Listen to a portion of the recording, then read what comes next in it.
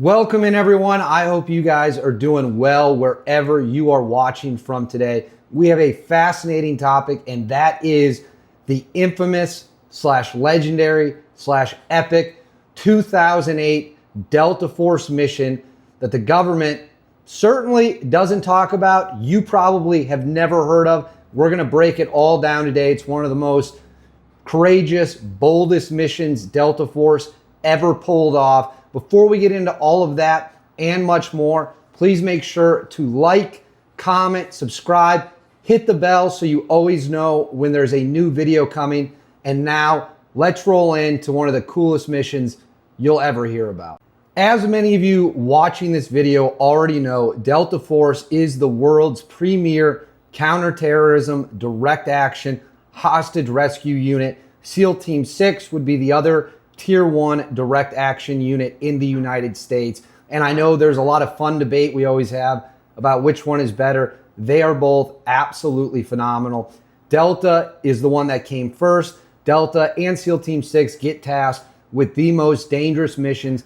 Many times missions the United States government won't even acknowledge happened at all, or will wait years to acknowledge the existence of the events that went down. These are the best combat shooters in the world. When they show up, as you guys know, it is a curtain call for the bad guys. It is going to be a terrible, terrible, terrible time. They like to fight at night. Why does Delta Force like to fight at night? One of the big reasons is they have night vision. They have the capability to sneak in places, fight on their terms. But occasionally, a situation will erupt that requires broad daylight action, which generally those units like to avoid. But when it goes down in daylight, they still have no problem crushing whoever they are coming for. And that leads me today to the 2008 Abu Kamal raid, which is one of the most famous missions in all of Delta Force's storied history, which has lasted at this point for more than 40 years. So what is the Abu Kamal raid? The Abu Kamal raid happened on October 26, 2008 in Syria. It is believed to possibly be the first direct action by Delta Force over the border in Syria during the GWOT, the War on Terror. So I'm going to throw a map up here on the screen so that you guys can all see it. It is going to show you exactly where this raid happened, and you can see it on the map over the Syrian border, kind of north of Al-Qaim, which was a heavily militarized area of Iraq in the north during the Iraq War. So let's read a little bit. I'm reading this from Wikipedia to you, and then I'm going to get into some information that I know as well. The 2008 Abu Kamal raid was an attack carried out by helicopter-borne CIA paramilitary officers from the Special Activities Division and United States Special Operations Command, Joint Special Operations Command inside Syrian territory on October 26, 2008. So already, that's a little bit wrong. This goes to show what little the public knows about the raid. The actual assault element was not CIA. The assault element was Delta Force operators. I believe operators from A Squadron, which was one of the initial 2 squadrons in the unit. A Squadron and B Squadron were the first 2. C came later, D came after that. I believe A Squadron is responsible for this. The Syrian government called the event a criminal and terrorist attack on its sovereignty. We're going to get into what the Syrians did or didn't know and what help they might have given. On its sovereignty, alleging all of the reported fatalities were civilians. That, of course, is not true, and it is fascinating what the Syrian involvement was. An unnamed U.S. military source, however, alleges that the target was a network of foreign fighters who planned to travel through Syria to join the Iraqi insurgency against the United States-led coalition in Iraq and the Iraqi government. So that's kind of the background on the raid. It's a daylight raid on October 26, 2008, crossing the border into Syria to hit a very specific target. We're going to get into who that target was, how the raid was conducted, how the raid was actually discovered, which is fascinating and shows the risks of a daylight raid. We're going to get into all of that and much more right now. The target of the raid was a man named Abu Kamal. Now, I could be butchering that a little bit. I'm not well versed in Arabic, but Abu Kamal was a senior terrorist official who was responsible chiefly for funneling foreign fighters over the border from Syria into Iraq. I can tell you, although this is not public, that the U.S. had long been formulating plans on how to go into Syria and get this guy. Water operations, because there was a river, were drawn up and discussed as a possible option. There was also an option where they might hike over the border, and it was very important to President Bush at the time that the United States could make this look like it never happened at all. That's why the government doesn't ever talk about this raid. That is why it has essentially been wiped from the history books. But I'm here to tell you all about it. So Abu Kamal, he little is known about him. So I'm reading again here. The United States Department of the Treasury claimed that he was a Sunni Iraqi born between 1977 and 1979 in Mosul, whose actual name was Badran Turki Hassan al-Mazidi. However, other reports claim that Abu Kamal was born in Damascus in 1976, and his real name was Solomon Khalid Darwish. He graduated from Damascus University Dentistry School sometime during the 1990s until he later went to Afghanistan and joined al-Qaeda. Both reports accuse him of working for al-Qaeda leader Abu Masoud al-Zarqawi. Zarqawi obviously being one of the worst terrorists ever. He was later killed in 2006 before this raid happened. And the U.S. claimed he later started working for Abu Ayyub al-Masri after Zarqawi's death. So that was the guy that took over for Zarqawi. The U.S. had reportedly known about Abu Kamal for months or years and had been pressing the Syrian government to hand over, capture, or kill him. According to the New York Times, Abu Kamal was either killed near his tent or died after being taken by the American troops. His body was flown out of Syria. American officials have stated that Kamal was killed in the raid along with several other members of his cell. So that was the target. The target was a senior al-Qaeda official who was hiding just north of the border in Syria, and that was being used as a funnel point to get all of these al-Qaeda fighters, weapons, money, and all of this stuff in Iraq. And he thought being in Syria, not in Iraq where he'd be fair game any day of the week and wouldn't have lasted very long at all, that hiding in Syria would keep him safe. But as you're all about to learn, when Delta Force gets the call and that little red balloon goes up, it doesn't matter if you're in Iraq, Syria, or hell, maybe even on Mars. When these guys get on the helicopters, it's time to roll, and that's exactly what happened. So let's talk about how the raid went down. What I can tell you is eventually Bush made the decision that needing a hands-off, no fingerprints approach to kill Abu Kamal was no longer necessary. President Bush made the decision that a daylight operation would be allowed to advance with Delta Force commandos carrying out the daytime assault. Now, I need people to understand, daytime assaults are incredibly risky and incredibly dangerous. Only the best of the best are capable of doing them for one reason. The enemy can see you coming. And if you're coming in helicopters, what can the enemy do? They can fire RPGs at you, and then we have a situation just like we saw in Mogadishu in '93 during the Battle of Mogadishu, also commonly known as Black Hawk Down. This comes from Sean Naylor. These are details of the operation that killed Abu Kamal. I'll throw this here up on the screen for y'all. The Night Stalker crew, so the 160th SOAR, best pilots in the world, had about 36 hours to prepare for the mission. After crossing the borders, and they flew right from the other side of the border in Iraq, the flight to the objective lasted no longer than 15 minutes.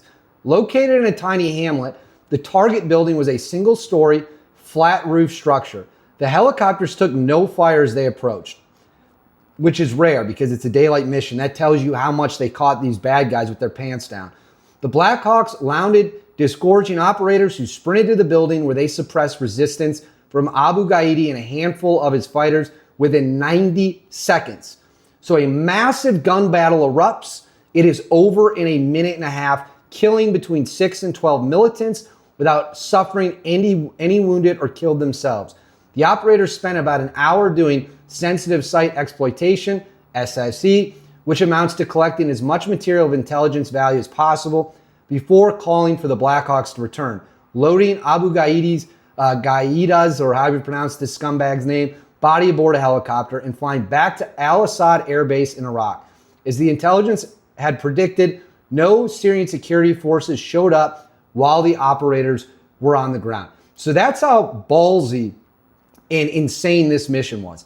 They load up a bunch of helicopters, 4 helicopters to be specific. They have a day and a half to prepare the operation. The helicopters take off and they fly right over the border in Iraq into Syria, get off and just start unleashing hate on these dudes. They just start smoking these bad guys. And it is a prime example of how fast Delta Force operators are in a gunfight. When they show up and it's time to start doing the shooting, the bad guys have no chance against their training, tactics, equipment, air power, and much more. But you might be asking, how did the Syrian government not know about this? How were our helicopters able to evade Syrian air defenses, which are all over the region? It's a really good question. And you might be surprised to know that Bashar al-Assad's government had a very different story publicly than what happened privately. Let's go ahead and get into that right now. It's important to note that when the attack happened and Delta Force commandos came in and just smoked all these bad guys, the Syrian government publicly condemned them, went after them, saber rattled, all that stuff. But behind the scenes, it turned out the Syrian government not only knew about the attack, but was 100% fine with the attack, because Bashar al-Assad's government also didn't want these crazy jihadists living in his country where they could stir up all kinds of problems. I'll go ahead and throw this up on the screen for you right here. On October 28th, Israeli journalist Ronen Bergman reported that Syrian intelligence had cooperated with the U.S. against al-Qaeda and that Syria told the U.S. that it would not intervene in a U.S. strike. Several days later, the Times also reported that the Syrians had agreed to the raid through a back channel established with the Syrian Air Force Intelligence Directorate. According to the report, after the Syrians gave the U.S. information pertaining to the location of Abu Qaeda, they agreed to allow the U.S. to apprehend him and take him to Iraq. As such, when Syrian air defenses, this is key, on high alert since the Israeli-led Operation Orchard, that's the operation that detected or that blew up Syria's nuclear weapons program in 2007, detected the American helicopters and requested permission to engage them, it was denied. So there you go. It also says one tribal leader told the paper that an hour and a half after the attack, Syrian intelligence officers came to the area warning the villagers that if they spoke about what had just occurred, their family members would die. Obviously, the Syrian government under Bashar al-Assad was absolutely ruthless, but they knew about the attack. They wanted the attack to happen. They cooperated with the U.S., stood down their air defenses so that our helicopters, in broad daylight again, everyone can see them coming, were able to fly in and kill or capture. There are some varying versions of events about whether Abu Qaeda was killed on the scene, died later of his wounds. He did try to engage the Delta Force operators. They smoked them without any hesitation whatsoever. Again, you're just not going to win a gunfight against those guys. That is the fact of the matter. So Syria publicly condemned the raid, privately was all for it, and it really does go to show that the United States and Bashar al-Assad's government, certainly before the civil war, but during the time of the early days of the global war on terror, actually had somewhat of a working relationship. That relationship obviously deteriorated quickly after President Barack Obama became the leader of America and the civil war kicked off in Syria. So what does this all mean? What does this epic mission show? Let's go ahead and discuss that right now. More than anything, the infamous, legendary, whatever you want to call it, highly successful 2008 Abu Kamal raid is a prime example of what Delta Force's capabilities are. These guys are so unbelievably gritty and tough that when it came time to get the job done after they'd considered water options, night options, sneaking in, none of those options, they couldn't figure out a way how to do them. And President Bush said, you know what? Let's just go in and eliminate this target. And they saddled up and went in the middle of the day on 4 helicopters, got on target, killed all the bad guys, took out the #1 person responsible for flooding Iraq with foreign terrorists, came back, and nobody knew about it for essentially years. There were whispers about a mission in Syria. There was some level of chatter that something had happened. And now in the year 2025, which is what, 16 years later since this event happened, 16, 17 years later, we're now finally getting the full story, full picture on one of Delta Force's boldest and quite honestly most impressive missions they ever did. And it is really cool to just see how good these guys are at their job. And it's a reminder to bad guys, no matter where they might be, no matter how many of their bad guy friends they got with them, when our guys show up, it's a curtain call. It's the end of the road. It's over for them. They will unleash justice however they see fit. So thank you for watching. Let me know in the comments below what you think. Make sure to like and subscribe. And as always, I'll see y'all next time.